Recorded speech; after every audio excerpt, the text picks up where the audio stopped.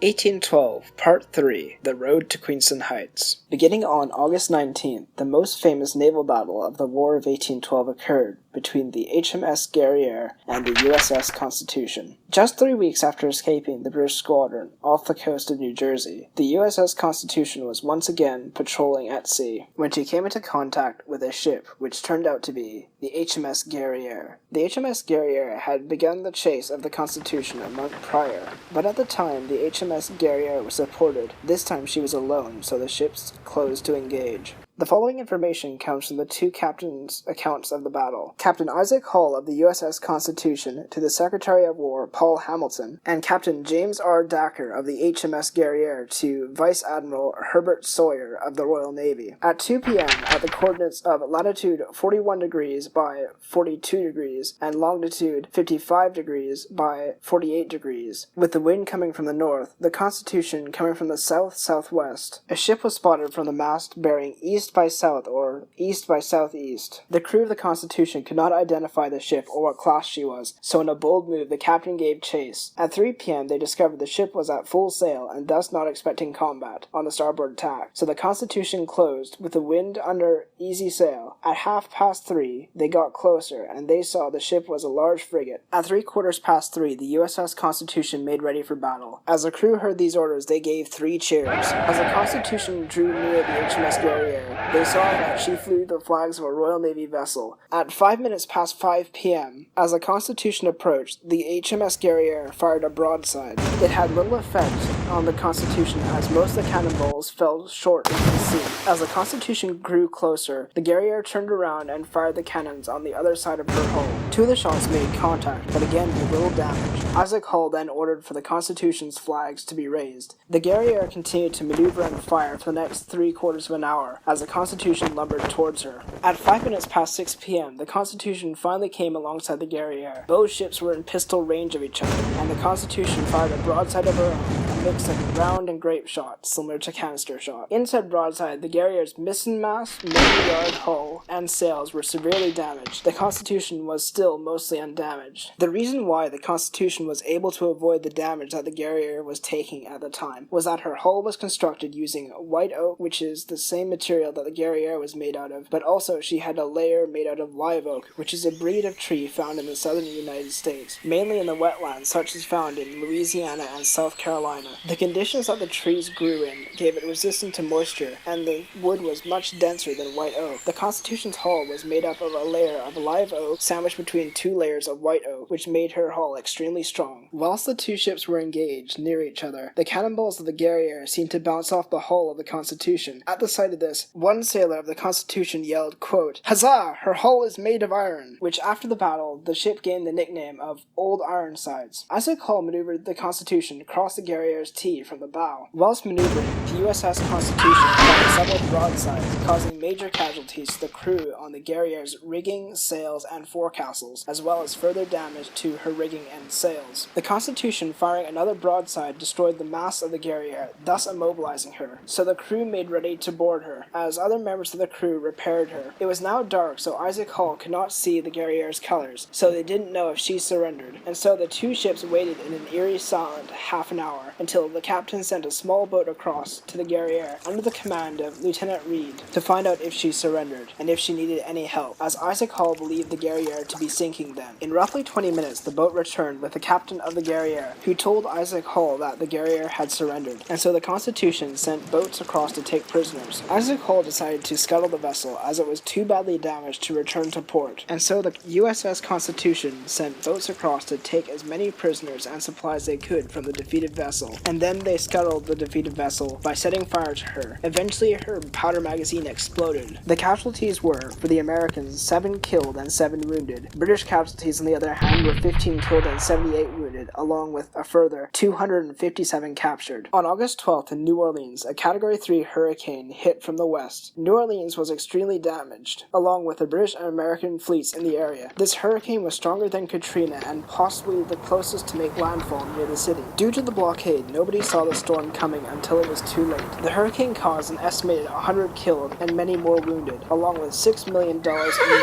This is the 1812 dollar. This included Fort Philip being flooded and most of its its garrison drowning. After the storm, there was a rumor that the British took advantage of the storm and took the fort. However, this was mostly panic rumors of war. In reality, it was impossible, as the British fleet in the Gulf of Mexico was scattered and heavily damaged in the storm. Many of the U.S. ships were washed into Lake Pontchartrain, and so they couldn't take advantage of the storm to break the blockade. The USS Louisiana, a cutter, was wrecked while in port, and all its crew except for the captain was killed. The USS Viper lost its mast while offshore, and a ship called the Harlequin lost 10 crew members in the storm. Not much is known about the hurricane, as the war prevented any studies of the storm itself, and so details are mostly modern-day estimations. On September 3rd, 10 or 12 Native American warriors, mostly Shawnee, but possibly including some Delawares and Potawatomis. The leader of the attack was rumored to be a native by the name of Misselmota. I'm terribly sorry, I don't know how to pronounce this. Made a surprise attack on the village, coordinated with attacks on Fort Harrison and Wayne. The small settlement was in Scott County. It was called Pigeon Roost. The town was named Pigeon Roost because of the great number of passenger pigeons in the area. The settlement consisted of a single line of cabins stretching north and south approximately 1 mile east of the present-day town of Underwood. Natives were on their way to join a war party headed on its way to join the siege on Fort Wayne. Pigeon Roost was largely unprotected, as the men of the village were either out hunting or on militia service. The Native Americans first struck the cabin of Elias Payne. Payne's wife and 7 children were all killed and scalped. Elias was later found by the natives in the woods with his brother-in-law,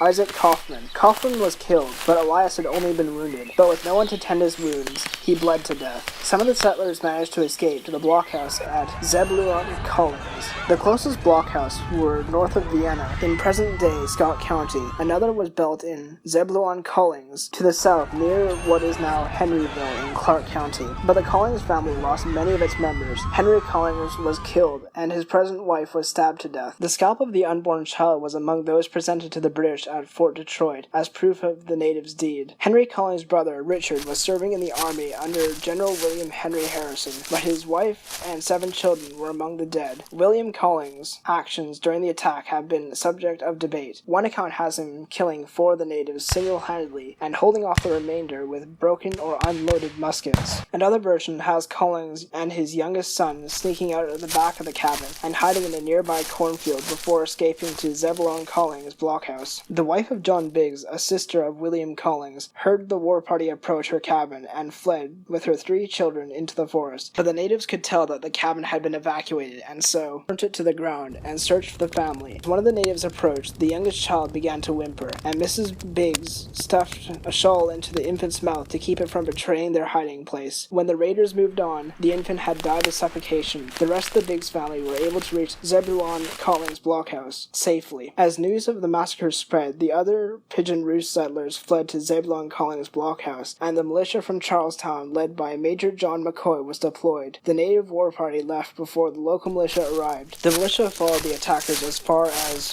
Cacatook River, where the trail was lost. The militia who were in pursuit of the raiders seemed to be afraid to follow them. A force of Indiana Rangers from Washington County under Captain Henry DeWalt intercepted the raiders at Sand Creek in modern-day Bartholomew County, Indiana. One of the rangers was shot and eventually died of his wounds, but the war party was able to escape with only a few casualties. Misselmota was later captured on September 20th, 1813, and under threat of death confessed that he had led the raid. The raid was the first native attack in Indiana during the War of 1812. Pigeon Roost was eventually rebuilt, but eventually was abandoned. Most of the victims of the massacre were buried in a mass grave. For days after the massacre, settlers were fearful of another attack, and it was viewed as a savage massacre and encouraged pioneers to fight the Native Americans, and so militia numbers increased. Pigeon Roost State Historic Site is located between Scottsburg and Henryville, Indiana, near Underwood, Indiana, on a 1-lane road off U.S. Route 31. Payne's grave, unfortunately, was later destroyed during the construction of Interstate 65. The casualties of the massacre were 24 settlers, including 15 children, killed, and 2 children were kidnapped. Only an estimated 4 of the native attackers were killed, as a raiding party took their dead with them as they left. From A History of Indiana by John Dillon from 1858 states that the Delaware natives living in the vicinity of Valonia seemed to know that the raid was being executed executed, but claimed that they did not approve of it and laid the blame on the Potawatomis. No satisfactory account of the raid has ever been written, and perhaps never will be. No record seems to ever have been made by anyone who knew the facts from the native side. 2 days after the massacre at Pigeon Roost, another attack happened on the frontier fort of Fort Madison by the combined forces of the Sauk, Fox, Winnebago, and Potawatomi warriors. Evidence of British planning is apparent by the timing and strength of these combined attacks. Fort Madison was an optimum target to attack as it was along the Mississippi River, in the southeast corner of Iowa, situated between small bluffs and the wide portion of the Mississippi River. Fort Madison was poorly located for either offensive or defensive warfare, for the bluffs that surrounded the fort had a clear view of the interior of the fort, and the ravines thereabouts afforded full protection to any foe who wished to attack the fort. Fort Madison was the first fort in the upper Mississippi region. Over the course of 4 days, beginning on September 5th, 50 soldiers who made up the fort's garrison defended the fort against 400 native attackers, and flames caused by said native attackers, throwing burning chunks of wood, firebrands, and shooting fire arrows at the blockhouses and roofs of the barracks of the fort. The natives began their assault by killing and scalping a soldier, John Cox, who was caught outside the fort. Constant firing between the natives and the garrison forces of the fort continued until dark, resuming early the next morning. The early attacks were very successful as the cabins outside the stockade were plundered and burnt. 3 boats belonging to traders and the gardens shared a similar fate, and livestock were killed, as all the residents hunkered down inside the fort's walls. The fort's defenses were spared by soldiers making syringes out of old gun barrels with holes drilled into them, which were put through the roofs of strategic buildings. Believing the natives were waiting to burn the factory, trade post outside Fort Madison, when a favorable wind would carry the sparks to the fort, Lieutenant Hamilton ordered the factory to be burnt to the ground. As the Americans assembled their small raiding party to do this, several natives crept into the old stable outside the fort and commenced shooting out of it. Lieutenant Vasquez, let's see how many languages I can butcher during this episode, with a shot from a cannon, quote, soon made their yellow jackets fly. The natives saw that their assaults were not having this success after 3 days of unabated combat. This is shown when the attacks began to slacken on the 4th day of combat, and by September 9th, the natives disappeared across the river and into the forest. No lives had been lost in the fort, and only 1 man had been slightly wounded. It is thought that many of the natives had been killed, as several of the garrison had reported seeing many of them fall. This may be biased, and the casualties cannot be proven as the natives took their casualties with them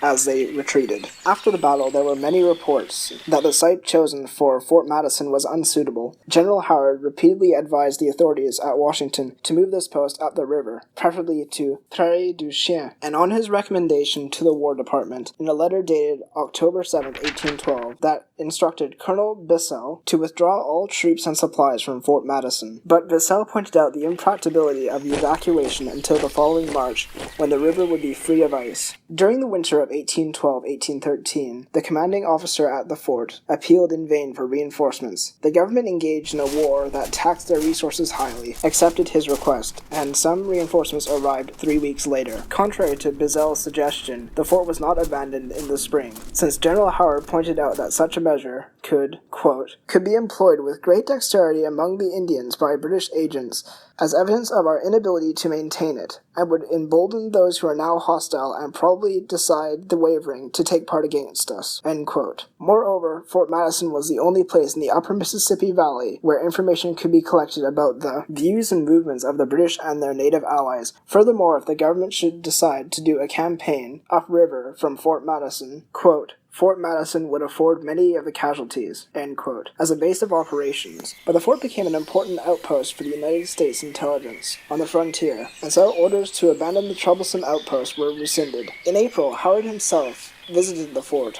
on an inspection tour. At the time, the garrison consisted of Captain Stark, Lieutenant Hamilton and Vasquez, again I'm going to butcher languages, sorry about that, and nearly 100 non-commissioned officers, musicians, and privates. Twice during the month of July 1813, natives in small numbers made attacks on the fort, but I'm getting ahead of myself. You will get more details of these attacks in the 1813 episodes. If you want to visit a replica of the original fort, it stands along the river in Riverview Park, Iowa. On September 5th, the final attacks were made on the Niagara Frontier Offensive. The commander at Fort Wayne, Captain James Rea, learned of the fall of Fort Dearborn on August 26. Corporal Walter Jordan arrived. 2 days after Jordan's arrival, a local trader by the name of Stephen Johnson was killed near the fort. Captain Rea made efforts to evacuate the women and children to Ohio, fearing the worst. The evacuees were led by the Shawnee Scout, Captain Logan. The evacuations were probably for the best, as the defenses of Fort Wayne had been allowed to deteriorate since Captain Rea's command. In September, a large number of Miamis and Potawatomis began arriving at the fort under the command of Chiefs Winmax and Five Medals. So Captain Rea requested aid from the Ohio governor, Return Meigs, and Indian agent John Johnson. Unable to cope with his situation, Rea began drinking heavily. He met with the chiefs on September the 4th and was informed of the fate of the other frontier posts, and that Fort Wayne would be next. The next morning, Winmac and Five Medals warriors attacked 2 of Rea's men outside the fort. This was followed by an assault on the east side of the fort. This was repulsed.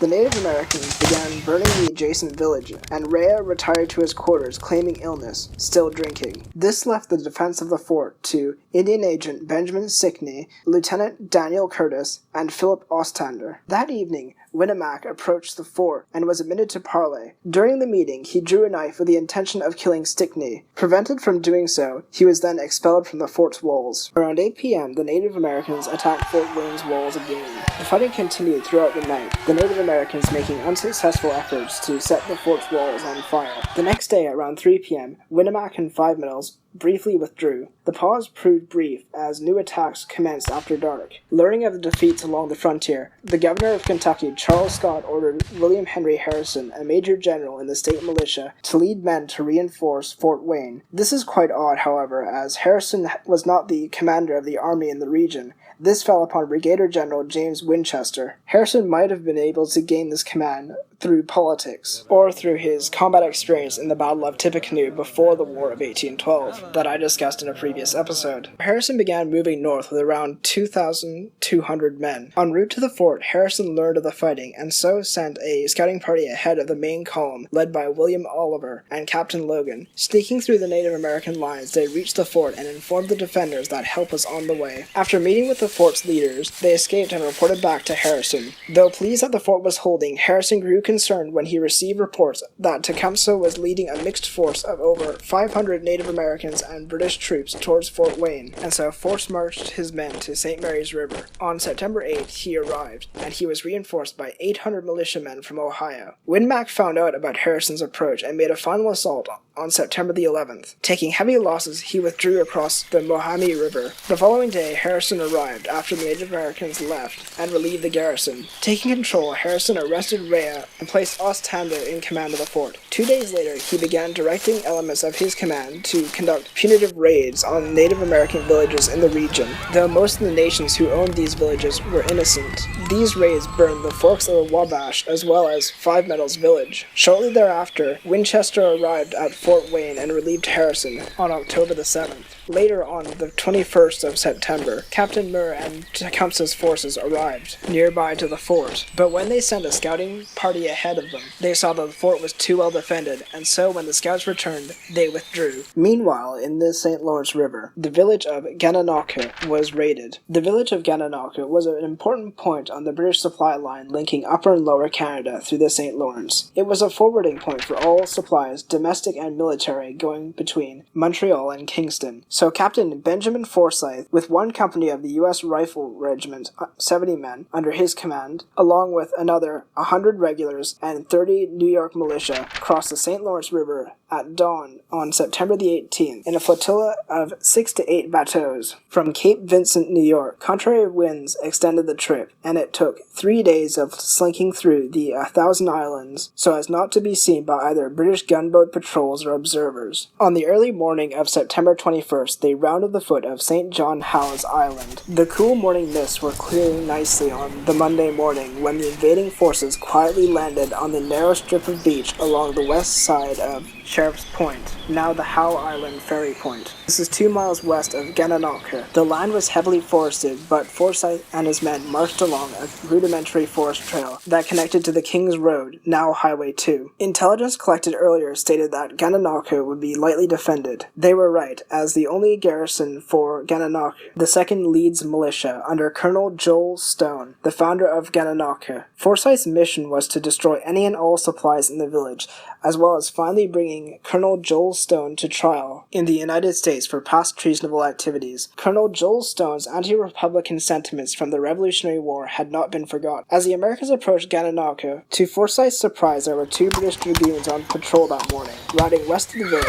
However, Forsyth got off the first shots, and 1 dragoon was wounded, the other one escaped to the village, to alert the colonel and the 2nd Leeds Militia. The militia were alerted by the British dragoons. The 2nd Leeds Militia was poorly trained, and composed of men working for the colonel and others who had recently arrived at Gananoque. In all of Leeds County, there were over 300 signed up for the militia duty. There are at least 70 in the Gananoque area on the 21st, as 2 of the officers and several of the militia were out on convoy duty, and were escorting valuable shipments and supplies to Kingston. When the dragoons arrived, the militia grabbed their muskets and assembled near the colonel's mill in an open area south of King Street Bridge, now known as International Square. The outnumbered militiamen had little munition in their pouches, so when the local militia met the American riflemen head-on, got off the first volley, but it had little effect. After the initial volley, the militia had no alternative but to abandon the offensive in order to protect their lives. Most of them had no more munition, and were quickly pushed aside by Forsyth's disciplined troops. Forsyth ordered a charge, and the militia withdrew west over the King Street Bridge, spanning the river which divided the town, vanishing into the woods, while others took refuge in a nearby building that was being used as a hospital. They were eventually